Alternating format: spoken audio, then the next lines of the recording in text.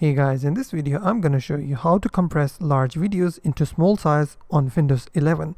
Now this method you can do it on Windows 11, your Android phone, your iPhone, any device. So what you have to do is simply get to the website called freeconvert.com.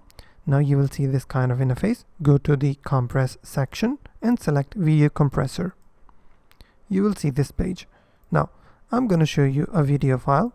As you can see, this is a video which is 100 megabytes. So I can upload a video of maximum of 1 gigabyte. So I will upload my video on this website by dragging and dropping.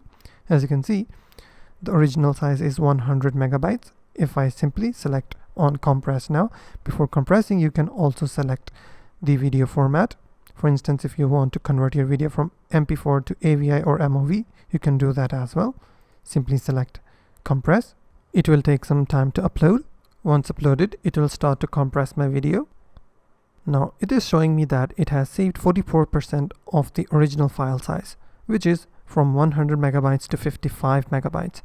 If I click on download, now the new compressed video is now downloading on my PC. As you can see, the compressed size is 55 megabytes. So that's simply how you can convert large video files into small size. If you found this video helpful, please hit the like button and don't forget to subscribe.